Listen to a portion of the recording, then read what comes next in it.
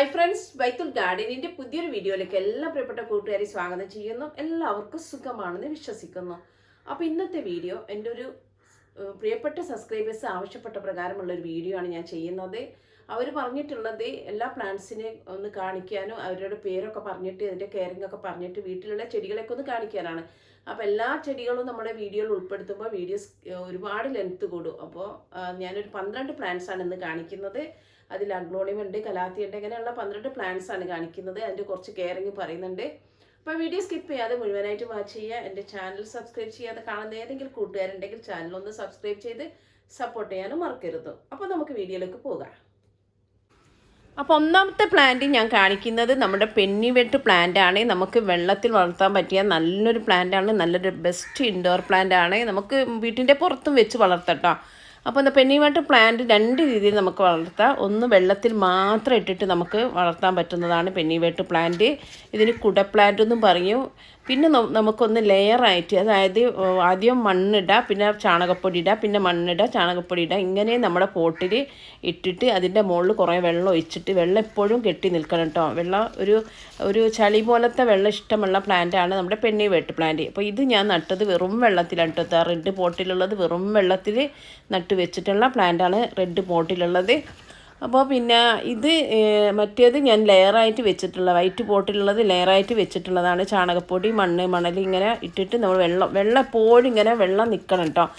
ഇതിന് വേണ്ടിയത് നമുക്ക് ഡ്രെയിനേജ് ഹോൾസ് ഇല്ലാത്ത നല്ലൊരു പോട്ടാണ് വേണ്ടിയത്. കുറച്ചും കൂടി പരന്ന വായ്വട്ടുള്ള പോട്ടാണ് ഇതിന് നല്ലത്. പക്ഷേ എൻ്റെ കയ്യിൽ ഇതേ ഉള്ളൂ. അപ്പോൾ ഞാൻ ഇതാണ് വെച്ച് കൊടുത്തിട്ടുള്ളത്. നമുക്ക് വലിയ ചട്ടിയിലൊക്കെ വളർത്താം കേട്ടോ. അത്രക്കും കുറഞ്ഞത് മതി. പക്ഷേ എത്രത്തോളമായി വരുന്നൊരു പ്ലാന്റാണ് നമ്മുടെ പെന്നിവെട്ട് പ്ലാന്റ്. നമ്മളൊന്നും വേണ്ട.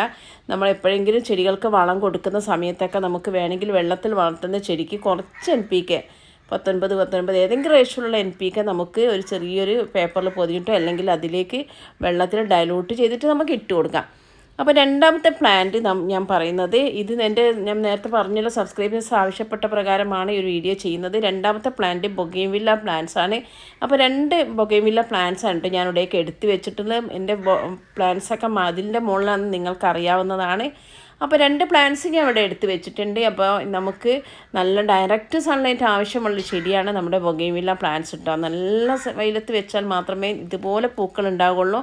പിന്നെ അതുവേ നിങ്ങൾക്ക് പൂക്കളൊക്കെ കുറയുകയാണെങ്കിൽ ഇലകളൊന്ന് നുള്ളി കൊടുത്തിട്ടുണ്ടെങ്കിൽ പൂക്കൾ നല്ല രീതിയിൽ ഉണ്ടാവും. അതുപോലെ നമുക്ക് വർഷത്തിൽ 4 പ്രാവശ്യം പ്രോണിങ് ചെയ്യണം. 2 പ്രാവശ്യം സോഫ്റ്റ് പ്രോണിങ്, 2 പ്രാവശ്യം ഹാർഡ് പ്രോണിങ് ചെയ്യണം. മഴയ്ക്ക് മുമ്പ്, മഴ തുടങ്ങുന്നതിൻ്റെ മുമ്പ്, മഴയ്ക്ക് ശേഷം നമ്മൾ ചെയ്യേണ്ടത് ഹാർഡ് പ്രോണിങ് ആണ്. അപ്പോൾ പിന്നെ മഴ അല്ലാത്ത സമയത്ത് നമ്മൾ സോഫ്റ്റ് പ്രോണിങ് ചെയ്ത് കൊടുക്കുക. അതുപോലെ തന്നെ മാസത്തിൽ 2 പ്രാവശ്യം വളം കൊടുക്കുകയും വേണം കേട്ടോ. വളം കൊടുത്താൽ മാത്രമേ ഇതിൽ പൂക്കൾ ഉണ്ടാവുള്ളൂ. നമ്മൾ ഒരു വളം കൊടുത്തിട്ടില്ലെങ്കിൽ പൂക്കളൊന്നും ഉണ്ടാവില്ല. അപ്പോൾ വളം കൊടുക്കേണ്ടത് അത്യാവശ്യമാണ്. അപ്പോൾ ബൊഗെയിൻവില്ല പ്ലാന്റ്സ് നമുക്ക് പ്രോണിങ് ചെയ്ത് കൊടുക്കുക, നല്ല വെയിലത്ത് കൊണ്ടുപോയി വയ്ക്കുക. അതുപോലെ മാസത്തിൽ 2 പ്രാവശ്യം വളം കൊടുത്താൽ ഇതുപോലെ നിങ്ങൾക്ക് നിറയെ പൂക്കളുണ്ടാവും കേട്ടോ. അതാണ് ബൊഗെയിൻവില്ല പ്ലാന്റ്സിൻ്റെ ഒരു പ്രത്യേകത.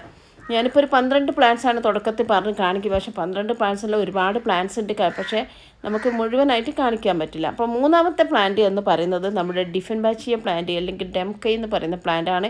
പെട്ടെന്ന് മുമ്പൊക്കെ ഞാനിത് അഗ്ലോണിമ പ്ലാന്റ് ആണ് കേട്ടോ വിചാരിച്ചത്. മുമ്പ് ഒരു 4-5 വർഷം മുമ്പൊക്കെ ഞാൻ അഗ്ലോണിമ പ്ലാന്റാണ്. രണ്ടാണെന്നൊന്നും എനിക്കറിയില്ലായിരുന്നു. നിങ്ങളും അങ്ങനെ ആയിരിക്കും. അങ്ങനെ സംശയമുള്ളവരൊക്കെ ഉണ്ടാവും. അങ്ങനെ വിചാരിച്ചവരുണ്ടെങ്കിലും ഒന്ന് കമൻറ്റ് ചെയ്യണം കേട്ടോ. അപ്പോൾ ഇത് ഡിഫൻബാച്ചിയ പ്ലാന്റിൻ്റെ ഒരു 4-5 വെറൈറ്റി എൻ്റെ കയ്യിലുണ്ട്. ഇപ്പോൾ ഇതിൽ ഞാൻ 2-3 വെറൈറ്റി മാത്രമേ കാണിക്കുന്നുള്ളൂ. അപ്പോൾ ഒന്നിപ്പോൾ ഫസ്റ്റ് കാണിച്ച്, രണ്ടാമത്തെ വെറൈറ്റി അതാണ്. ഇത് നല്ല ഭംഗിയുള്ള ഒരു അലങ്കാര ചെടിയാണ്. ബെസ്റ്റ് ഇൻഡോർ പ്ലാന്റാണ്. നന്നായിട്ട് നമുക്ക് ഇൻഡോറിൽ വെക്കാൻ പറ്റുന്ന ഒരു ചെടിയാണ്. പക്ഷേ ഇതിൻ്റെ ഇലയിലും തണ്ടിലൊക്കെ ധാരാളം വിഷാംശം അടങ്ങിയത് കൊണ്ട് തന്നെ നമ്മൾ വളർത്തുന്ന നായ്ക്ക, പൂച്ച, അതുപോലെ തന്നെ കുഞ്ഞു കുട്ടികളൊക്കെ ഇതിൻ്റെ ഇല കടിച്ചിട്ടുണ്ടെങ്കിൽ, അത് തിന്നിട്ടുണ്ടെങ്കിലൊക്കെ നമ്മുടെ ചുണ്ടൊക്കെ ചൊറിഞ്ഞ് മുഖമൊക്കെ നീര് വന്ന്, അതുപോലെ തന്നെ ഒരുപാട് മരണം വരെ സംഭവിക്കാൻ പറ്റുന്ന ഒരു പ്ലാന്റാണ് ഇത്. കൊച്ചുകുട്ടികളൊക്കെ തിന്നിട്ടുണ്ടെങ്കിൽ മരണം വരെ സംഭവിക്കും. അപ്പം കുഞ്ഞുങ്ങളുള്ള വീട്ടിലൊക്കെ ഇത് കണ്ടില്ലേ, ഇത് ഡിഫൻബാച്ചിയ പ്ലാന്റാണ്. അപ്പോൾ കുഞ്ഞുങ്ങളുള്ള സ്ഥലത്തൊക്കെ നമ്മൾ കുഞ്ഞുങ്ങളുടെ കൈ എത്താത്ത ദൂരത്തെ എടുത്ത് വെക്കണം കേട്ടോ. ഇത് വേറൊരു ഡിഫൻബാച്ചിയ പ്ലാന്റാണ് കേട്ടോ. ഇതൊക്കെ ഞാൻ മുമ്പ് അഗ്ലോണിമാണെന്നാണ് വിചാരിച്ചത്. പക്ഷേ ഇത് ഡിഫൻബാച്ചിയ പ്ലാന്റാണ്. ഇതിൽ തൈകൾ വരുന്നുണ്ട്. പക്ഷേ ഇത് 6 വർഗ്ഗത്തിൽപ്പെട്ട പ്ലാന്റ് തന്നെയാണ് ഇത് കേട്ടോ. ഇതൊക്കെ അതാണ്. അപ്പോൾ നമ്മൾ ഇതൊന്നും വലിച്ചെറിയാനല്ല പറയുന്നത് കേട്ടോ. ഞാനൊരു വിഷച്ചെടികൾ എന്നിട്ടൊരു വീഡിയോ ഇട്ടിരുന്നു. ഒരുപാട് എനിക്ക് തോന്നുന്നു 3 ലക്ഷത്തിലധികം ആൾക്കാർ കണ്ടിട്ടുണ്ട്. അപ്പോൾ കാണാത്തവരൊന്ന് കാണണം, അതിൽ കുറേ വിഷച്ചെടികളൊക്കെ കാണിക്കുന്നുണ്ട് കേട്ടോ. അപ്പോൾ ഇത് നമുക്ക് നല്ല ചെടിയാണെങ്കിൽ വിഷാംശമുള്ള ചെടിയാണ് നമ്മുടെ ഡിഫൻബാച്ചിയ പ്ലാന്റ്. അടുത്ത പ്ലാന്റാണ് നമ്മുടെ 4ാമത്തെ പ്ലാന്റാണ് നമ്മുടെ ലക്കി ബാമ്പു പ്ലാന്റ്. നമുക്ക് ലക്കി ബാമ്പു തന്നെ ഭാഗ്യം കൊണ്ടുവരുന്നൊക്കെ പറയുന്നത്. അപ്പോൾ ലക്കി ബാമ്പു നമുക്ക് ഇൻഡോറിൽ സെറ്റ് ചെയ്യാൻ പറ്റുന്ന അടിപൊളി പ്ലാന്റാണ്. നമുക്ക് വെള്ളത്തിൽ വളർത്താം, മണ്ണിൽ വളർത്താൻ പറ്റും ഒരുപോലെ തന്നെ. അപ്പോൾ ഞാൻ ഫസ്റ്റ് കാണിച്ചത് ഞാൻ വെള്ളത്തിൽ വെച്ച് കൊടുത്തിട്ടുള്ള ഒരു പ്ലാന്റാണ്. ഒരു നല്ലൊരു ഭരണിയിലാണ് വെച്ച് കൊടുത്തിട്ടുള്ളത്. നമുക്ക് മണ്ണിലും വെച്ച് കൊടുക്കാം. ലക്കി ബാമ്പു പ്ലാന്റ്സിൻ്റെ വെരിക്കേറ്റഡും ഉണ്ട്, അതുപോലെ തന്നെ പ്ലെയിൻ ആയിട്ടുള്ളത് കേട്ടോ.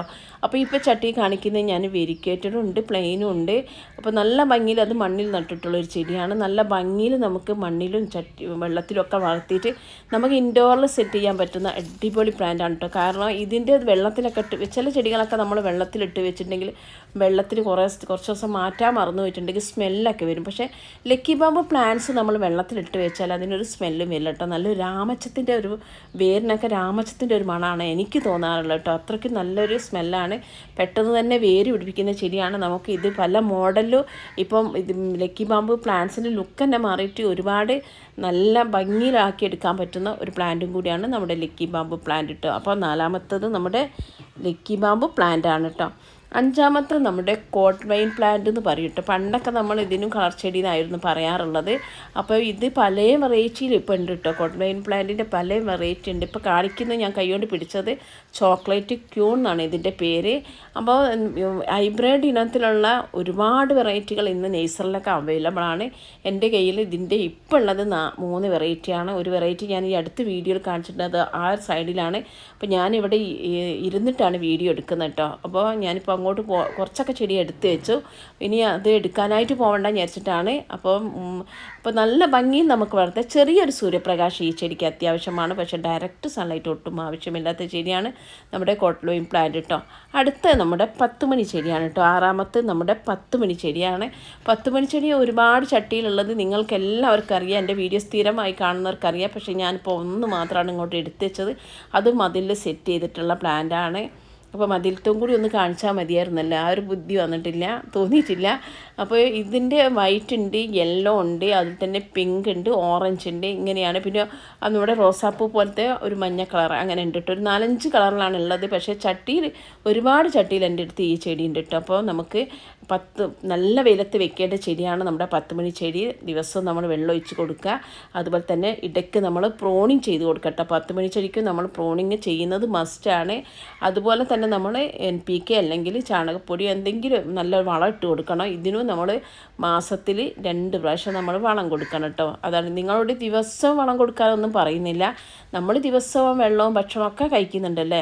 പക്ഷേ ചെടികൾക്ക് മാസത്തിൽ 2 പ്രാവശ്യം മറക്കാതെ നിങ്ങൾ ഭക്ഷണം കൊടുക്കണം.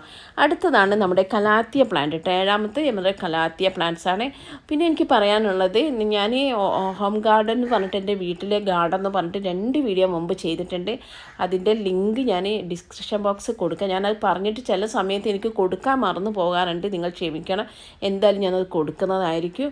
അപ്പോൾ കാണാത്തവർ ആ വീഡിയോ 2 വീഡിയോ ഒന്ന് കണ്ടാൽ മതി കേട്ടോ. എൻ്റെ വീട്ടിലെ എല്ലാ ചെടികളും കാണിക്കുന്ന ഒരു വീഡിയോ ആണ് അത് കേട്ടോ. അപ്പോൾ കലാത്തിയ പ്ലാന്റ്സ് നമുക്കറിയാം നല്ല കെയറിങ് കൊടുക്കേണ്ട പ്ലാന്റ്സാണ് കലാത്തിയ പ്ലാന്റ്സ്. ചെറിയൊരു ശ്രദ്ധ തെറ്റിയിട്ടുണ്ടെങ്കിൽ പെട്ടെന്ന് ഇലകൾ കരിഞ്ഞു പോയിട്ട് അല്ലെങ്കിൽ ചെടി തന്നെ നശിച്ചു പോകുന്ന ഒരു രീതിയാണ്. അപ്പോൾ നമ്മുടെ 2 കണ്ണുകൾ നമ്മൾ 4 കണ്ണോട് നോക്കിയാൽ മാത്രമേ നമ്മുടെ കലാത്തിയ പ്ലാന്റ്സിന് നല്ല പരിചരണം കൊടുക്കണം. പക്ഷേ നമ്മൾ നല്ലോണം നോക്കുകയാണെങ്കിൽ നമുക്ക് നന്നായിട്ട് വളർത്തിയെടുക്കാൻ പറ്റുന്ന പ്ലാന്റും കൂടിയാണ് കലാത്തിയ പ്ലാന്റ്സ്. കലാത്തിയ പ്ലാന്റ്സിൽ ഒരു 8 വെറൈറ്റിയാണ് എൻ്റെ കയ്യിലുള്ള. ഇപ്പോൾ ഞാൻ കാണിക്കുന്നത് നിങ്ങൾക്ക് 5 വെറൈറ്റിയാണ്, അത് മറ്റേ ഭാഗത്താണ്. അപ്പോൾ അങ്ങനെയാണ് കലാത്തിയ പ്ലാന്റ്സ് കേട്ടോ. കലാത്തിയ പ്ലാന്റ്സ് നമ്മൾ നല്ല പോട്ടി മിക്സിൽ, അതായത് വെള്ളം വാർന്നു പോകുന്നൊരു പോട്ടി മിക്സിലാണ് നമ്മൾ നട്ട് വെക്കേണ്ടത്. അതുപോലെ തന്നെ നമുക്ക് ഇതിനും മാസത്തിൽ 2 പ്രാവശ്യം നമ്മൾ വളം കൊടുക്കേണ്ടത് അത്യാവശ്യമാണ്. അടുത്ത പ്ലാന്റ്സാണ് നമുക്കെല്ലാവർക്കും പ്രിയപ്പെട്ട പ്ലാന്റ്സ് ആയിട്ടുള്ള നമ്മുടെ അഗ്ലോണിമ പ്ലാന്റ്സ് കേട്ടോ.